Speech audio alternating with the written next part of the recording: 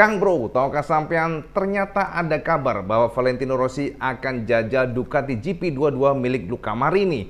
Itu yang pertama, Cak. Dan yang kedua, informasi terbaru ternyata official. Seperti yang sudah kita bahas sebelumnya, bahwa Joan Mir resmi menjadi tandem dari Marc Marquez sampai dengan 2 tahun ke depan. Kita akan bahas kenapa akhirnya HRC memutuskan memilih Joan Mir dan juga konfirmasi dari RNF Aprilia, di mana RNF sudah resmi meninggalkan Yamaha tahun depan. Akhirnya mereka memilih 2 pembalap, yakni Miguel Oliveira dan juga Raul Hernandez. Kita akan bongkar seperti apa detailnya line up MotoGP tahun depan, dan kita akan juga informasi sampean tentang adanya perbaikan di sirkuit Mandalika. Kita bedah setelah ini, Cak. Best to give me your loyalty, 'cause I'm taking the world, you'll see. They'll be calling me, they'll be calling me royalty. Best to give me your loyalty, 'cause I'm taking the world, you'll see. They'll be calling me, they'll be calling me royalty.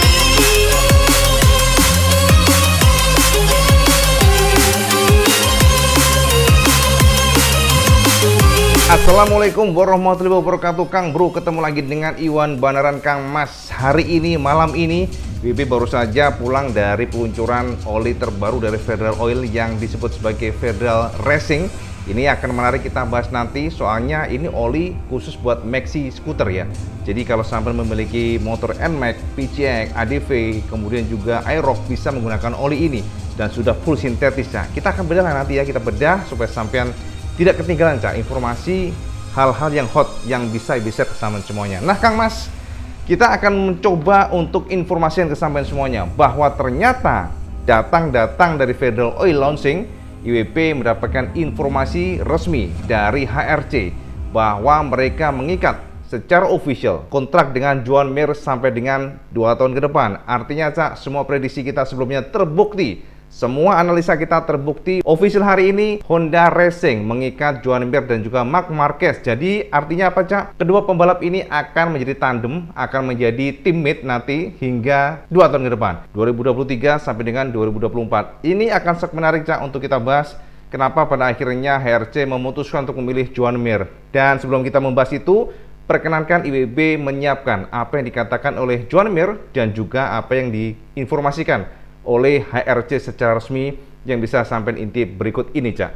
Ini adalah informasi yang dirilis oleh HRC menggunakan bahasa Inggris. Jadi di sini disebutkan oleh Honda Racing mengatakan secara resmi bahwa Honda Racing Corporation are proud to announce the signing of Joan Mir. Honda Racing Corporation dengan bangga mengumumkan bergabungnya Joan Mir dalam tubuh Honda. Juara dunia MotoGP 2020 itu membuktikan dirinya sebagai seorang juara dunia bertalenta dari musim penuh pertamanya di Moto3 pada 2016.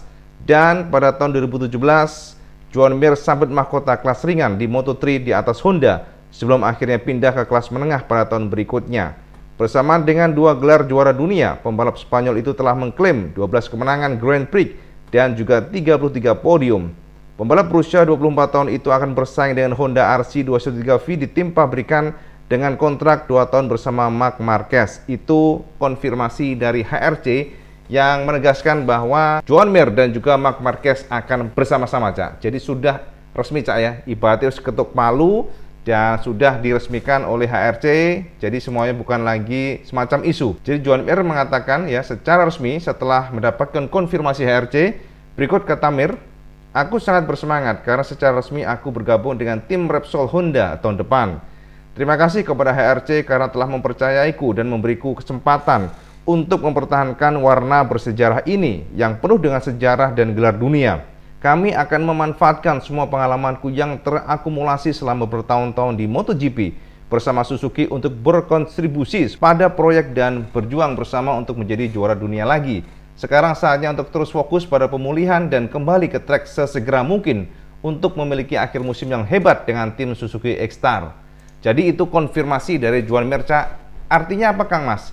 Artinya ya sekarang kita tahu bahwa Mir ini adalah salah satu pilihan terakhir HRC. Dan kenapa akhirnya HRC memilih Joan Mir? Ini ada alasannya, Cak. Jadi dari beberapa informasi yang berseliweran sekali lagi, Sebenarnya Honda memiliki beberapa kandidat selain John Mir. Sebelumnya, Paco Sanchez sebagai manajer dari John Mir mengatakan bahwa untuk agreement atau kontrak ini lumayan alot karena ternyata secara nominal ya, jadi nilai kontraknya Cak, lek boson itu duitnya Kang Mas, duitnya ini John Mir ternyata meminta lumayan tinggi karena Paco Sanchez merasa, loh ini kan mantan juara dunia 2020, ya maklum dong kalau menjual dengan harga tinggi. Akhirnya diperoleh balancing untuk negosiasi harga, itu pertama ya. Kedua, kenapa akhirnya HRC memilih John Mir ketimbang yang lain? Karena gini Cak, memang betul ya, dari kacamata pengamat MotoGP, Mir ini adalah pembalap yang digembleng menggunakan mesin inline 4 ketika dia naik ke kelas MotoGP. Dia adalah pembalap yang digembleng dengan mesin yang tidak sama, totally berbeda dibandingkan dengan RC213V. Karena V4 dengan inline 4 itu berbeda, Cak. Secara umum, V4 adalah mesin yang lebih beringas, ya, jadi lebih liar. Itu memang secara umum demikian, walaupun ada elektronik di sana.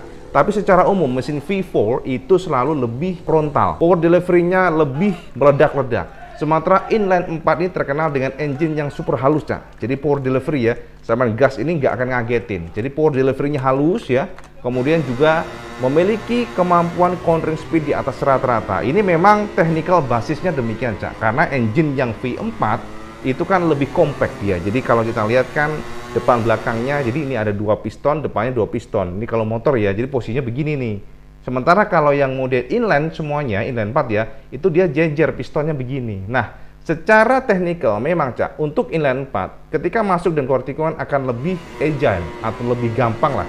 Bosonnya lebih lincah lah. Masuk tikungan lincah, keluar tikungan lincah. Dan ini adalah kelebihan dari mesin inline 4. Jadi, walaupun inline 4 ini mesinnya less power, bahasanya kayak Yamaha, ya kan, itu juga less power. Tapi secara kelincahan pasti di atas rata-rata. Atau dibandingkan dengan V4, pasti akan lebih baik secara teknikal tradisional Kang Mas. Walaupun sekarang kita nggak bisa pungkiri bahwa Ducati juga improve terus ya berkat bantuan aerodinamika yang gila nih tenan. Sekali dos kan, dos yang gila nih bentuknya Cak, suka Dismosaurus kayak apa, ikan sapu-sapu ya kan, banyak yang komen demikian. Tapi memang aerodinamika ini membuat secara kontrol handling bisa diatur sedemikian rupa, door pada sasis, suspensi, settingan semuanya. Jadi ini memang saat ini terus improve ya untuk V4. Tapi kita ngomongnya Honda kan, jadi Honda ini kan memang saat ini pada kondisi yang suffering, bahasanya demikian. Nah, Honda percaya diri, dia memilih untuk mengikat John Mir langsung 2 tahun. Ini ada alasannya. Jadi mereka percaya bahwa John Mir dengan umur yang masih relatif muda, 24 tahun, akan bisa beradaptasi dengan cepat dibandingkan dengan pembalap-pembalap sebelumnya yang sudah tua. Contoh ya, Lorenzo itu kan ya sudah cenderung tua lah pada saat gabung dengan Honda. Demikian juga dengan Paul Espargaro sudah kepala 3 ketika gabung dengan Honda. Jadi secara feeling, secara riding style itu memang agak susah. Kalau sudah namanya usia itu nggak bisa bohong Kang Mas ya. Usia itu nggak bisa kita lawan. Dan ini yang menjadi pertimbangan Honda sehingga walaupun John Mir dikatakan sebagai pembalap yang tidak pernah megang V4 untuk kelas Premier, tapi dipercaya bahwa dia akan bisa adaptasi dengan cepat. Oleh karena itulah Honda mengikat 2 tahun ini bukannya tanpa perhitungan. Pada 1 tahun pertama, John Mir diharapkan akan belajar. Jadi belajar mengenali karakter daripada motor RC. Baru yang tahun kedua ini ada tuntutan. Jadi kalau tahun pertama ini mungkin istilahnya ya, kalau hasilnya kurang bagus masih oke. Tapi ini adalah penentuan di tahun kedua. Oleh karena itulah John Mir harus fight untuk tahun pertama. Itu dari kacamata pribadi dan informasinya juga Mir juga sangat exciting. Dia akan berusaha membantu HRC untuk mengembangkan motor yang lebih revolusioner, motor yang lebih jos maksudnya ya, bukan revolusioner tapi kalau lelet, kalau problem kayak sekarang kan malah berabe ya toh. Bahwa Marquez sudah mengultimatum Honda sama tahu, dan rumornya secara persentase Mark akan turun di Misano. Entah dia free practice atau tes, tapi persentasenya di atas 80%. Itu rumor yang pertama. Dan rumornya juga kemungkinan besar Honda pada saat tes Misano nanti mungkin pertama kali akan menurunkan RC yang 2023 prototype. Itu rumornya, tapi kita belum bisa konfirmasi. Tapi bolehlah sampai tampung dan kita pantang. Ini menarik sekali ya. Artinya apa? Artinya kita ada harapan untuk melihat Marquez turun dengan motor prototype yang 2023. Jadi sangat menarik sekali. Nah, kemudian Cak, nextnya adalah kabar terbaru juga dari RNF Aprilia, di mana secara resmi RNF sudah meninggalkan Yamaha. Sampai tahu kan, Yamaha tahun depan sepertinya nggak ada tim satelit ya. Dipastikan dia atau mereka akan hanya mengandalkan 2 pembalap, Franco Morbidelli dan juga Fabio Quartararo. Jadi Yamaha lumayan pede bahwa mereka mampulah dengan 2 pembalap tidak perlu tim satelit, sehingga RNF akan gabung ke Aprilia resmi, termasuk juga pembalapnya sudah dipilih, yakni Miguel Oliveira dan juga Raul Hernandez. Confirm ya, termasuk juga Pol Espargaro dengan gas-gas, ibu sudah share kesamaan kemarin. Jadi nanti Pol Espargaro dengan gas-gas. Pokoknya ini semuanya akan menjadi tontonan yang menarik, dan untuk memberikan pencerahan kesampaian secara detail, IB sudah siapkan siapa-siapa aja line up MotoGP tahun 2023 dan sampai intip sebagai berikut ini, Cak. Nah, ini dia, Cak, update terbaru untuk MotoGP 2023. Yang pertama kita akan lihat bahwa Repsol Honda dipastikan akan menjadi tim di mana Marc Marquez ditanamkan dengan Joan Mir, dan sama-sama keduanya akan habis masa kontraknya hingga 2024. Jadi kombinasi keduanya diharapkan mampu membawa Honda kepada kondisi yang lebih baik. Kita lihat nanti, Cak. Dan kemudian yang kedua adalah Yamaha. Yamaha dipastikan akan tetap mengandalkan Franco Morbidelli dan juga Fabio Quartararo. Nah, khusus untuk Morbidelli memang akan berakhir kontraknya hingga 2023. Artinya hanya tahun depan. Apakah diperpanjang atau nanti justru di stop oleh Yamaha atau diputus ya, kita belum tahu. Mungkin melihat dari performanya dulu seperti apa, karena tahun depan akan menjadi penentu buat Morbidelli.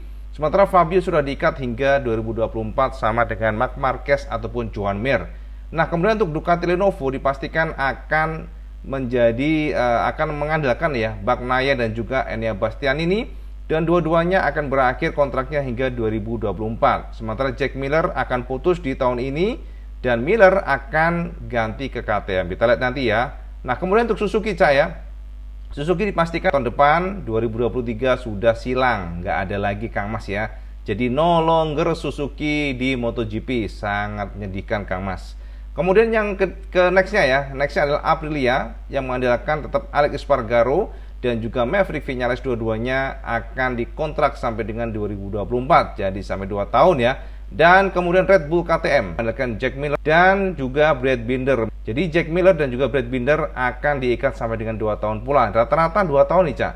Nah, kemudian next adalah independent teams ya, yakni satelit, yakni Gresini Ducati. Dipastikan Alex Marquez akan bergabung dengan Gresini, termasuk juga Fabio Di Giannantonio. Jadi 2 pembalap ini akan ditandemkan sampai dengan 2023. Jadi hanya sampai musim depan. Apakah diperpanjang atau enggak, kita harus lihat lagi performanya seperti apa. Semua tergantung dari performa. Dan Enea Bastianini ini nggak ada di sini pastinya. Jadi ini end of 2022, artinya berakhir tahun ini dan bergabung dengan Ducati tadi. Nah, next adalah RNF yang sudah hengkang dari Yamaha dan bergabung ke Aprilia, di mana ternyata secara resmi hari ini mereka mengumumkan line up pembalapnya adalah Miguel Oliveira dan juga Raul Hernandez yang akan digadang-gadang menjadi gacuan tahun depan. Jadi hanya 2023 untuk kontraknya. Kemudian Ted3 gas-gas ya, dipastikan Pol Espargaro diikat sampai dengan 2 tahun. Kita belum tahu nih ya Pol sama siapa nih, masih belum ada kepastian. Jadi kita harus menunggu. Dan kemudian LCR Honda akan mengadakan Alex Rins yang sudah dikontrak HRC sampai dengan 2024, jadi 2 tahun langsung. Termasuk juga kalau kita lihat ini antara 2, Cak ya. Jadi LCR Honda ini tandem Alex Rins memang belum pasti karena ada rumor kalau nggak salah Nakagami akan diperpanjang, atau bisa saja Nakagami nanti diganti oleh Ai Ogura. Jadi ini adalah pembalap yang memang lagi naik daun. Jadi Ogura nanti bisa saja menggantikan Nakagami. Kita tunggu saja seperti apa. Yang pasti saat ini yang confirm sudah Alex Rins ya untuk LCR Honda. Kemudian Pramac Ducati masih mengandalkan Johan Zarco dan Jorge Martin. Dan Zarco sampai dengan 2023 saja. Sementara Martin sudah diikat sampai dengan 2 tahun, yakni 2024. Dan terakhir adalah VR46 Ducati yang masih tetap mengandalkan Luca Marini yang berakhir tahun ini, dan juga Marco Bezzecchi sama ya, tahun ini berakhir. Tapi saat ini kita juga belum tahu seperti apa line up-nya tahun depan. Yang pasti informasinya mereka akan diperpanjang ya, namanya juga saudara sendiri, Cak ya. Oh ya, untuk informasi di sini sudah ada note ya dari WB bahwa Marini dan Bezzecchi ini dua-duanya masih belum jelas karena seperti apa mesinnya, karena untuk yang tahun ini kan dua-duanya beda. Di mana untuk Luca Marini menggunakan GP22 yang terbaru, sementara Bezzecchi menggunakan GP21. Itu informasi IWB. Buat sampean semoga mencerahkan tentang line up MotoGP tahun depan. Nah, Kang Mas ya, wis jelas ya.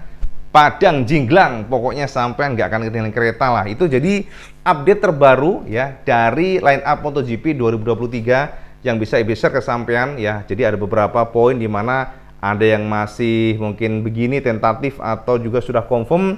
Tapi yang jelas ini semuanya tinggal ketuk palu saja. Dan update juga buat teman-teman yang mungkin kemarin ada yang tanya ke IWB nih, Cak IWB kok kabarnya Mandalika ada ini ya, ada renovasi ya, ada perbaikan. Betul Cak, jadi beberapa hari yang lalu IWB mendapatkan informasi bahwa sirkuit kesayangan kita, bosonya Cak, sirkuit kesayangan kita Mandalika memang ada perbaikan. Jadi ada beberapa titik gravelnya ya Cak ya, speed trapnya, gravel yang luas itu sedang ada perbaikan, ada beberapa titik yang ditambah dengan ban-ban ya di dinding-dindingnya untuk meningkatkan safety. Ini juga permintaan dari FIM dan juga Dorna untuk menyambut WSBK nanti, termasuk juga tahun depan ya MotoGP pastinya. Yang penting pada saat balap nanti kan semuanya harus proper. Jadi sekarang persiapan terus, dan ada beberapa titik yang juga diaspal ulang. Kemarin saya tahu kan diaspal ulang, dan konon informasinya juga diaspal ulang.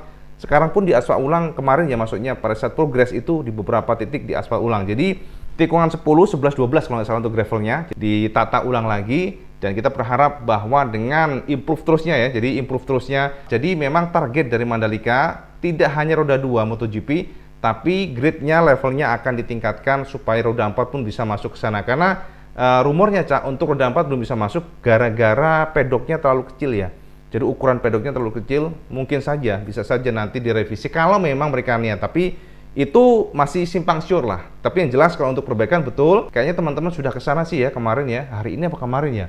Pokoknya ada yang sudah teman-teman Jakarta melakukan track day kalau nggak salah ya, teman-teman Moge. Jadi seperti seharusnya sih udah oke seharusnya ya. Mengenai Ducati ini hampir lupa Cak. Ayo sampean pasti dak-diduk nih. Waduh, Rossi.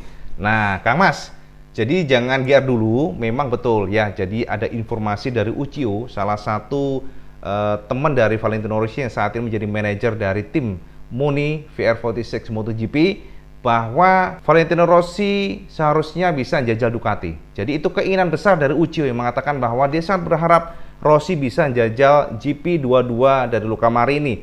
Jadi itu yang menjadi cita-cita dari Uchiyo, dan saat ini memang sedang diusahakan, walaupun tentu nggak gampang, soalnya Rossi ini sangat fokus pada dunianya sekarang, dunia roda 4. Dan ini dikonfirmasi oleh Uchiyo bahwa dia sangat berharap Rossi bisa jajal Ducati. Berikut kata Uchiyo secara resmi ke media ya. Jika Vale ingin menguji Ducati, jelas itu adalah motornya. Dia dapat jajal motor tersebut kapanpun dia mau. Tapi aku rasa dia tidak berpikir menginginkan itu sekarang. Karena untuk sekelas mantan pembalap seperti Valentino, bukan berarti ngetes motor MotoGP dengan hanya melakukan 3 lap dan kemudian berkata, "Oke, aku sudah mencoba motor MotoGP ini." Tidak seperti itu. Sebab bagi Rossi, sesi tes penuh harus diselenggarakan untuk tes MotoGP. Kami tahu betapa sulitnya mengatur itu. Aku ingin melihat mereka bersama di dalam pedok. Aku akan sangat menyenangkan melihat Luca mengajari saudaranya cara mengemudikan Ducati. Itu akan menjadi hal yang sangat keren, dan aku harap Vale bisa melakukannya suatu saat nanti. Jadi itu adalah konfirmasi Uchiyo Cak, yang memang sangat ingin Valentino Rossi jajal Ducati. Intinya memang demikian. Jadi memang cita-cita dulu nih. Apakah nanti akan terrealisasi ya? Kita lihat saja, karena menurut Uchiyo ya, bosnya Uchiyo. Uchiyo itu adalah Valentino Rossi, teman akrabnya ya. Rossi memang sangat sibuk saat ini, sangat fokus dengan dunianya di GT Series ya. Oke, jadi itu aja informasi Iwan Banaran bersama semuanya Cak. Semoga menambah informasi, menambah referensi maksudnya. Semoga saya nggak ketinggalan kereta, dan confirm ya, Mir akan membela Honda untuk 2 tahun ke depan. Kita tunggu gebrakan dari Honda, gebrakan dari Mir seperti apa dia. Tapi dari pandangan pribadi, jangan berharap dulu bahwa Mir akan langsung kencang. Kalau dia bisa langsung kencang, hebat banget. Tapi pastinya dari analisa tidak, Cak. Dia harus adaptasi dulu mungkin sampai pertengahan musim, mungkin ya. Itu aja informasi Iwan Banaran, dan seperti biasa langsung subscribe video ini, like, share, dan subscribe. Ojo lagi sama sholat 5 waktu, karena ini paling penting. Assalamualaikum warahmatullahi wabarakatuh. Salam segendos.